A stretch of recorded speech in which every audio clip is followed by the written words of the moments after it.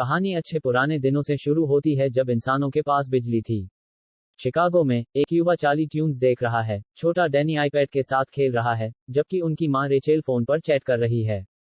अचानक पिता बेन अंदर आता है और चिंतित नजर से वह उन्हें सूचित करता है कि उनके पास अधिक समय नहीं बचा है। रेचेल को पता है कि वह किस बारे में बात कर रहा है। कहीं और, दो लोग मुख्य मार्ग से कहीं जाते हुए दिखाई दे रहे हैं। उनमें से एक बेन का भाई माइल्स है और दूसरा उसका दोस्त है। माइल्स को बेन का कॉल आता है, जो उसे कहता है यह सब बंद होने वाला है और यह कभी भी वापस चालू नहीं होगा। उलझन में माइल्स अपने भाई को शांति से समझाने के लिए कहता है, लेकिन तभी उसका फोन बंद हो जाता है। साथ ही उसके दोस्त का स्मार्टफोन भी अपने आप ब्लैंक हो जाता है। दूसरी ओर, जैसे ही रोशनी टिमटिमाना शुरू होती है, बेन अपने लैपटॉप की जांच करता है, जो कहता है कि फाइलें डाउनलोड करना। बस समय में यह 100% हिट करता है, जिसके बाद वह लैपटॉप से USB प्लग खींचता है और इसे धातु त्रिकोणीय में खिसकाता है। लॉकेट जैसी चीज। हाईवे पर माइल्स और उसका दोस्त अपनी रुकी हुई कार से बाहर निकलते हैं और देखते हैं कि एक समय में एक कार हेडलाइट्स टिमटिमाती हुई दिखाई देती है। विमान इधर उधर दुर्घटनाग्रस्त होने लगते हैं, ट्रांसफॉर्मर फट जाते हैं और आग लग जाती है, और यहां तक प्रतिष्ठित विलिस टावर भी काला पड़ जाता है। फिर हमें ग्लोब का एक हवाई दृश्य दिखाया जाता है, जो दर्शाता है कि रोशनी हर जगह जा रही है। यह यूएस के उत्तर पूर्व कोने में शुरू होता है और पश्चिम और दक्षिण की ओर फैलता है। दुनिया अराजकता में गिर रही है। फिर हम एक कहानी सुनते हैं जो हमें बताती है कि उस भयानक दिन को 15 साल बीत चुके हैं। ब्लैकआउट के बाद कुछ भी काम नहीं किया। सभी बिजली के सामान बेकार हो गए, और इतना ही नहीं, कार के इंजन, जेट टर्बाइन और यहां तक छोटी बैटरी भी खराब हो गईं। इसने उन घटनाओं की एक श्रृंखला बना ली जिनमें बड़े पैमाने पर हताहत हुए। बिना दवा के बीमारी, दमकल के बिना आग, बिना फैक्ट्रियों के खाना। जल्द ही सरकारें गिर गईं और मिलिशिया बढ़ने लगीं। ब्लैकआउट के बाद संयुक्त राज्य अमेरिका को 6 भागों में विभाजित किया गया था। Monroe Republic, Georgia Federation, Plains Nation, Texas, California, Commonwealth और बंजर भूमि। शहरों की दहशत भरी स्थिति के चलते अधिकतर लोग दूसरे सुरक्षित स्थानों पर चले गए हैं। बेन और उनका परिवार उनमें से हैं, क्योंकि वे ग्रामीण इलाकों में स्थानांतरित हो गए हैं। यह मोनरो गणराज्य में एक शांतिपूर्ण कॉलोनी है, जहां कुछ 100 लोग बस गए हैं।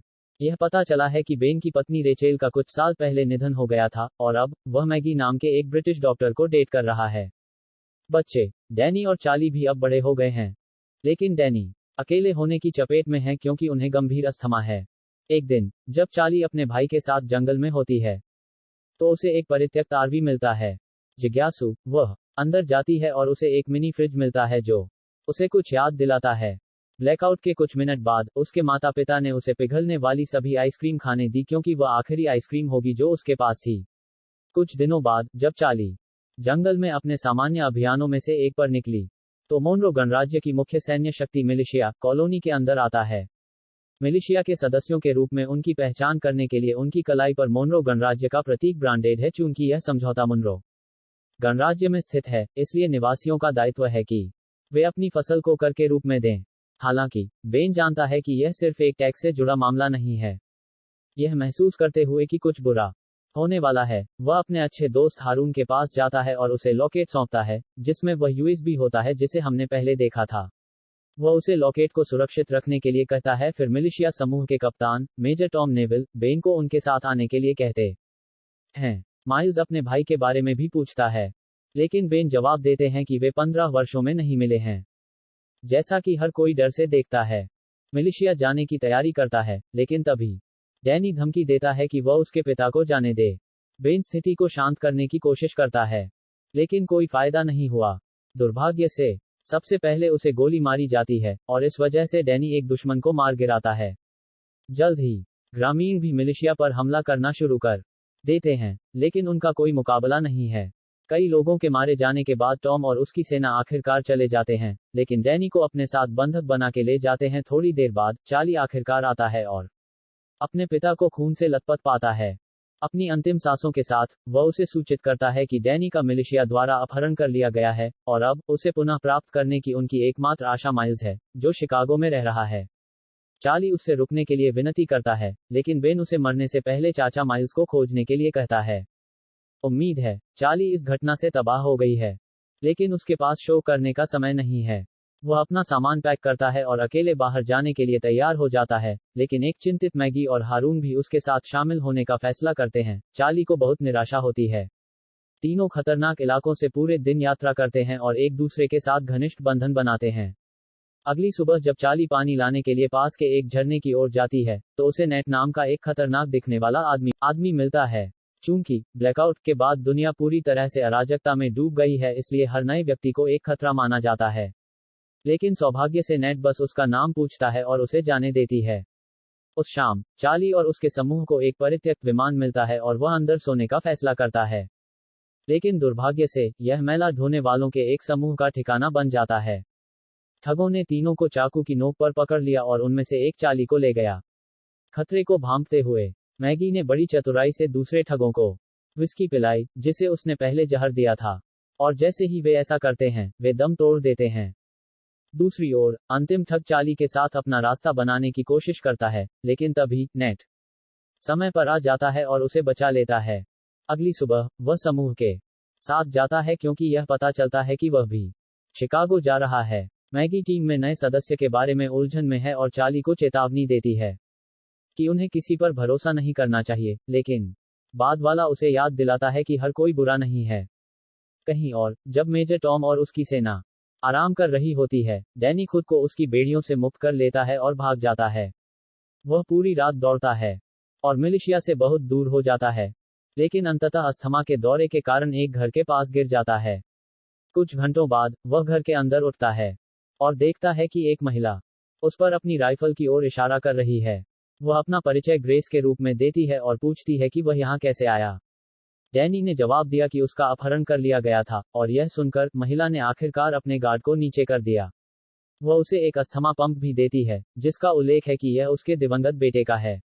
कहीं और समूह अंततः शिकागो शहर पहुंचता है, जो मोनरो गणराज्य में स्थित है। यह देखने लायक नजारा है। रिगली फील्ड आइवी पौधों से आच्छादित है। सड़कें मछली विक्रेताओं से भरी हुई हैं, और वोक्सवैगन बीटल कारें घोड़े की बगी में बदल गई हैं। बेन द्वारा दी गई जानकारी के बाद वे एक होटल पहुंचते हैं और बारटेंडर से एक निश्चित माइल्स मैथेसन के बारे में पूछते हैं। सबसे पहले बारटेंडर किसी को भी उस नाम से जानने से इनकार करता है, लेकिन जब चार्ली ने उल्लेख किया कि उसके पिता की हाल ही में मृत्यु हो गई है, तो वह बोलता है। वह बताता है कि वह खुद माइल्स है, लेकिन सुरक्षा कारणों से अपनी पहचान गुप्त रखता है। कुछ ही समय बाद माइल्स अपनी भतीजी को अंदर ले जाता है और उससे निजी तौर पर बात करता है। चार्ली उसे सब कुछ बताता है कि कैसे मिलिशिया ने उसके पिता को मार डाला और डैनी का अपहरण कर लिया। वह फिर पूछती है कि वे उसके परिवार के पीछे क्यों हैं, जिस पर माइल्स ने जवाब दिया कि बेन को ब्लैकआउट के बारे में कुछ पता था। मोनरो गणराज्य के नेता जनरल मुनरो एक क्रूर तानाशाह है, जो पूरे देश और अंततः दुनिया पर नियंत्रण करना चाहता है, लेकिन उसके लिए उसे टैंक, लड़ाकू विमान और यहां तक परमाणु बम जैसे हथियारों की जरूरत थी। और चूंकि बेन अकेला व्यक्ति था जो ब्लैकआउट के कारण के बारे में जानता था, मोनरो को विश्वास था कि वह इसे उलट सकता है।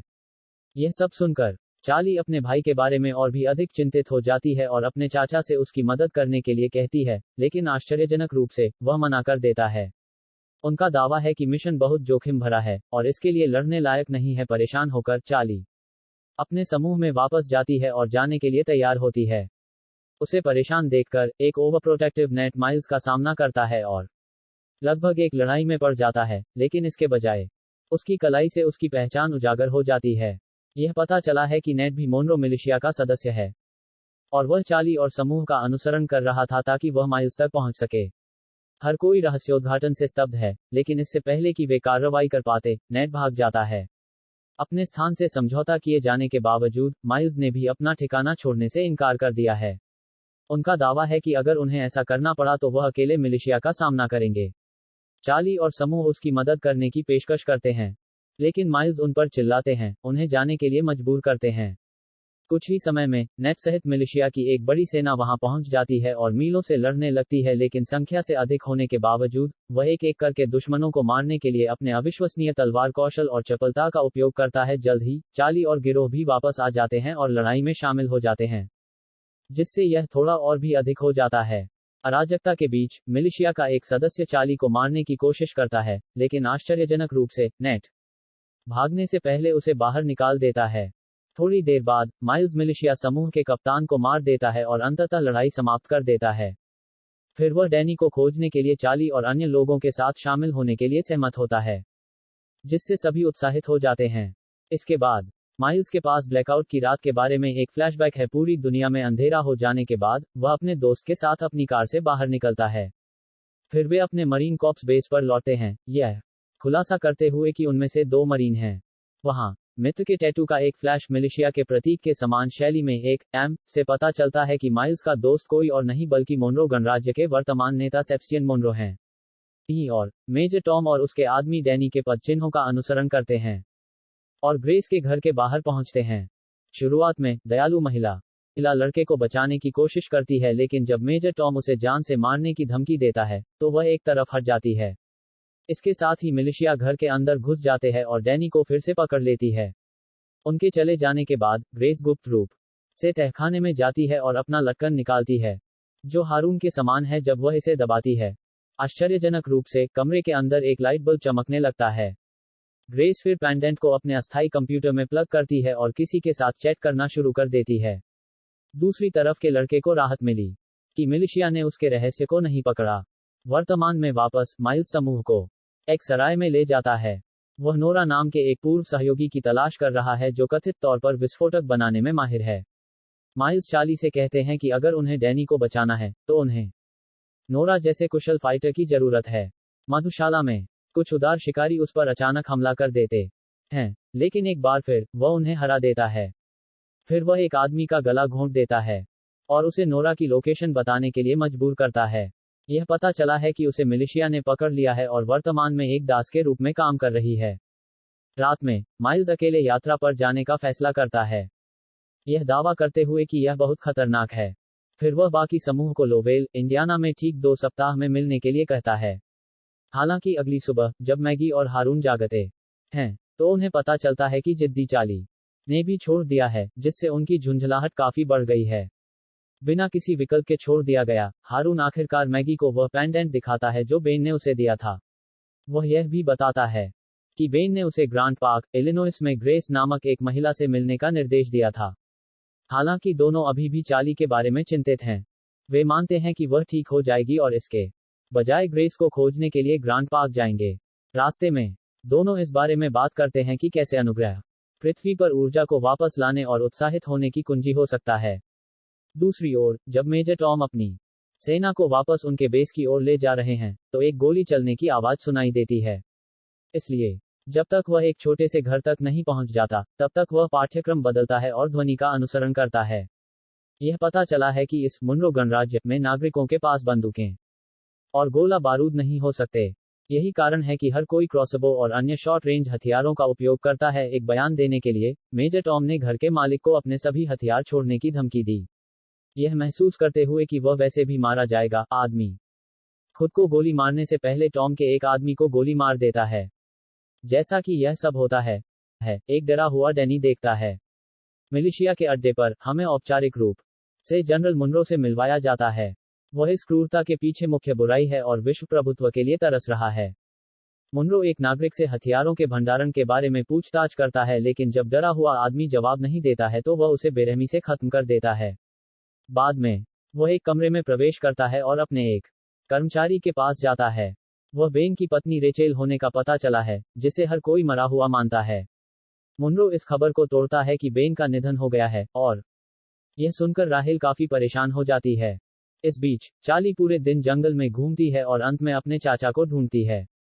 जैसा कि अपेक्षित था, माइल्स उसके आदेशों की अवहेलना के लिए उससे नाराज हैं, लेकिन जब चार्ली ने उल्लेख किया कि उसके भाई को अस्थमा का दौरा पड़ने का खतरा है तो वह शांत हो जाता है।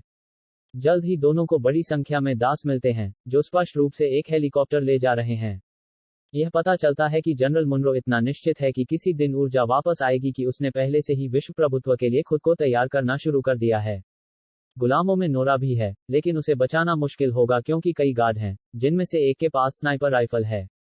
जोखिमों के बावजूद माइल्स अपने दोस्त को बचाने पर अड़ा हुआ है। वह रात तक इंतजार करता है और अपनी योजना को गति देता है। सबसे पहले वह ध्यान भंग करता है और गार्डों को दूर भगाता है। फिर वह गुलामों के पास छिप जाता है और अंत में नोरा को मुक्त कर देता है। लेकिन उसके निराश होने पर उसे पता चलता है कि नोरा स्वेच्छा से एक गुलाम बन गई थी, क्योंकि वह स्नाइपर राइफल चोरी करना चाहती थी। इस दुनिया में स्निपर बेहद दुर्लभ हथियार हैं। कुछ देर बाद माइल्स नोरा से कहता है कि उसे अपने भतीजे को बचाने के लिए उसकी मदद की जरूरत है। वह तुरंत सहमत हो जाती है, लेकिन बदले में स्नाइपर राइफल को पुनः प्राप्त करने के लिए उसकी मदद मांगती है। माइल्स अनिच्छुक है, लेकिन उसके पास सहमत होने के अलावा कोई विकल्प नहीं है। थोड़ी देर बाद तीनों पास की एक झोपड़ी में जाते हैं और योजना बनाने लगते हैं। बारूद का उपयोग करके नोरा एक अस्थायी हथियार बनाती है, जिसका उपयोग स्निपर के साथ गार्ड को मारने के लिए किया जाएगा। हालांकि समस्या यह है कि हथियार कुछ मीटर से ही प्रभावी होगा। इसका मतलब है कि किसी को गार्ड के पास जाना होगा और उसे गोली मार देनी होगी। माइल्स और नोरा का आसानी से पता चल जाएगा, और यह चार्ली को एकमात्र व्यवहार्य विकल्प के रूप में छोड़ देता है। जाने से पहले माइल्स ने उसे आश्वासन दिया कि जैसे ही वह मार डालेगी, वे बाकी गार्डों को बाहर निकाल देंगे। कुछ ही समय बाद चार्ली हथियार को अपनी आस्तीन के अंदर छिपा लेता है, खोया हुआ यात्री होने का नाटक करता है और गार्ड के पास जाता है। फिर वह स्नाइपर के साथ गार्ड के पास जाती है और उसे तुरंत बाहर ले जाती है, और इससे पहले कि अन्य गार्ड कुछ कर पाते, माइल्स और नोरा उन पर घात लगाकर हमला कर देते हैं और उन्हें खत्म कर देते हैं। विवाद के बाद दासों को मुक्त किया जा रहा है। नोरा ने खुलासा किया कि उसने विद्रोहियों के लिए स्निपर चुरा लिया, देशभक्त लोगों का एक समूह जो देश को मिलिशिया से मुक्त करना चाहते हैं। ग्रांट पार्क में जैसे ही ग्रेस अपने कंप्यूटर पर टाइप कर रही होती है, कोई उसके घर के अंदर घुस जाता है और उसका सामना करता है। उसके पास भी उसकी तरह एक लॉकेट है, जो उसकी टसर स्टिक में ऊर्जा छोड़ रहा है। दूसरी ओर माइल्स नोरा को विद्रोही गिरोह छोड़ने के लिए मनाने की पूरी कोशिश करती है, लेकिन वह मना कर देती है। यहाँ यह पता चला है कि दोनों एक बार एक जोड़े थे, लेकिन ब्लैकआउट के बाद उन्हें अलग होना पड़ा। कुछ ही समय बाद वे एक विद्रोही अड्डे पर पहुंचते हैं, जिसका विडंबना यह है कि एक पवित्र पादरी का नेतृत्व किया जाता है। पादरी खुश है कि नोरा स्नाइपर गन ले आई, लेकिन बुरी खबर साझा करती है कि उनकी सेना पर अभी अभी घात लगाकर हमला किया गया है। जब समूह बेस के अंदर जाता है, तो वे कई पुरुषों को मृत या गंभीर रूप से घायल पाते हैं। पादरी यह भी बताता है कि उनमें से एक आदमी गायब है, और यह सुनकर माइल्स सभी को तुरंत उस जगह से जाने के लिए कहता है। उनका मानना कि मिलिशिया उनके आदमी से पूछताछ कर रही है, और यह केवल कुछ समय पहले की बात है जब उनके स्थान से समझौता किया गया है। नोरा सहमत हो जाती है, लेकिन 30 मिनट मांगती है, क्योंकि उन्हें घायल लोगों को ठीक करना होता है। दुर्भाग्य से उनका निर्णय घातक साबित होता है, क्योंकि कुछ ही मिनटों के बाद कप्तान एडम के नेतृत्व में मिलिशिया दिखाई देता है। उन्हें कुछ समय के लिए खरीदने के लिए माइल्स अपने सर्वश्रेष्ठ शूटर को स्नाइपर के साथ ऊपर की ओर जाने का आदेश देता है। योजना काम करती है। जैसे ही वह आदमी मिलिशिया के कई आदमियों को पीछे हटाना शुरू करता है, उन्हें पीछे हटने के लिए मजबूर करता है। गतिरोध इतना लंबा चलता है कि रात हो गई है। बेस के अंदर माइल्स और समूह दीवार के माध्यम से एक सुरंग बनाने की कोशिश कर रहे हैं, ताकि वे दूसरी तरफ जा सकें। हालांकि उनकी योजना बुरी तरह विफल हो जाती है जब दीवार ढीली हो जाती है और उस गड्ढे में गिर जाती है जिसे उन्होंने खोदा है, इसलिए उनकी मेहनत नष्ट हो जाती है। वहीं छत पर बैठे स्नाइपर की भी मौत हो जाती है। जल्द ही कप्तान एडम और उसके लोग बेस के अंदर घुस जाते हैं, लेकिन माइल्स, जो एक उत्कृष्ट तलवारबाज है, कुछ लोगों को नीचे लाता है और एडम को बंधक बना लेता है। फिर वह उसे एक कमरे में बांध देता है और कोई रास्ता निकालने लगता है। हैरानी की बात यह है कि एडम माइल्स को पहचान लेता है, जिससे कमरे जिसमें वह खुद को मोनरो मिलिशिया के सामने आत्मसमर्पण कर देगा, और बदले में उसके समूह को कोई नुकसान नहीं होगा। किसी कारण एडम स्वीकार करता है, और जल्द ही मीलों को हटा दिया जाता है। एक फ्लैशबैक तब दिखाता है कि ब्लैकआउट के 2 सप्ताह बाद माइल्स अपने भाई और अपने सबसे अच्छे दोस्त की तलाश में शिकागो के लिए रवाना हुए। मुनरो ने भी उसका पीछा किया। रास्ते में उन्हें 2 आदमी मिलते हैं जो एक आदमी को बुरी तरह पीटते हैं। वह अच्छा आदमी होने के नाते माइल्स उनके पास आता है, अपनी बंदूक निकालता है और उन्हें गोली मार देता है। इसके बाद 2 दोस्त पीड़ित की मदद करते हैं, जो पता चलता है कि कोई और नहीं बल्कि कैप्टन एडम है। यही कारण है कि वह माइल्स का सम्मान करते हैं, उनकी वर्तमान उदासीनता के बावजूद। वर्तमान में जब मिलिशिया मीलों को उनके बेस तक ले जा रहा है, तो वे एक पुल के पार आ जाते हैं। अचानक एक विस्फोट होता है, और जब हर कोई चौंक जाता है, नोरा और चार्ली वहां पहुंचते हैं और माइल्स को बचाते हैं। जाने से पहले उन्होंने यह सुनिश्चित करने के लिए एक और धमाका किया कि उनका पीछा नहीं किया जाएगा। कहीं और मैगी और हारून, जो ग्रेस को खोजने के मिशन पर हैं, आखिरकार उसके घर पहुंच जाते हैं, लेकिन उसे छोड़ दिया जाता है। आरोन, जो गूगल के एक पूर्व कर्मचारी के रूप में सामने आया है, कंप्यूटर के बारे में बहुत कुछ जानता है। इसलिए जब वह तहखाने में जाता है, तो उसने ग्रेस के कंप्यूटर को देखा और तुरंत पता चला कि यह हाल ही में बनाया गया था। यह दर्शाता है कि उस जगह में बिजली थी। हालांकि जब वह घंटों मशीन का विश्लेषण करता है तो उसे कोई सुराग नहीं मिलता है।